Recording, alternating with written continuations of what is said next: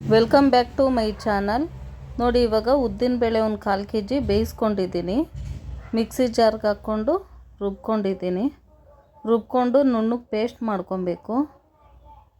Paste ಮಾಡ್ಕೊಂಡು ನೋಡಿ, ಈ ರೀತಿ ಪೇಸ್ಟ್ ಮಾಡಿಕೊಂಡು ಒಂದು ಬಾಣಲಿಗೆ ಹಾಕ್ಕೊಂಡು ಎಳ್ಳು ಒಂದು ಸ್ವಲ್ಪ ನಿಮ್ಗೆ ಎಷ್ಟು ಬೇಕೋ ಅಷ್ಟು ನೋಡ್ಕೊಂಡು ಹಾಕ್ಕೊಳ್ಳಿ. ಸ್ವಲ್ಪ ಜೀರಿಗೆ, ಸ್ವಲ್ಪ ಉಪ್ಪು. ನಾನು 1/4 kg ಉದ್ದಿನಬೇಳೆ ತಗೊಂಡಿರೋದ್ರಿಂದ 1 kg ಅಕ್ಕಿ ಹಿಟ್ಟು ಹಾಕ್ತಾಯಿದ್ದೀನಿ.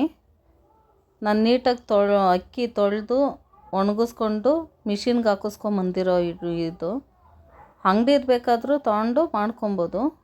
ಒಂದು ಸ್ವಲ್ಪ ಎಣ್ಣೆ ಅಥವಾ ತುಪ್ಪ ಏನಾದರೂ ಕಾಯಿಸ್ಬಿಟ್ಟು ಈ ರೀತಿ ಹಾಕ್ಕೊಂಡ್ರೆ ತುಂಬ ಸ್ಮೂತಾಗಿ ಬರುತ್ತೆ. ನೋಡಿ, ಈ ಥರ ಚಪಾತಿ ಹಿಟ್ಟಿನ ಹದದಿಂದ ಕಲಿಸ್ಕೊಬೇಕು.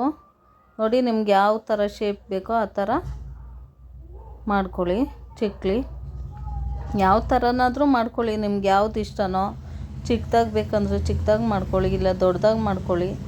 ನಾನು ಲಕ್ಷ್ಮಿ ಕೂರಿಸೋದ್ರಿಂದ ದೊಡ್ಡದಾಗಿ ತುಂಬ ಚೆನ್ನಾಗಿ ಕಾಣಿಸುತ್ತೆ ಅಂತ ದೊಡ್ಡದಾಗಿ ಮಾಡ್ಕೊತಾ ಇದ್ದೀನಿ. ಇದು ತಿನ್ನೋಕೆ ಮಾಡ್ಕೊಂಡಿದ್ದೀನಿ.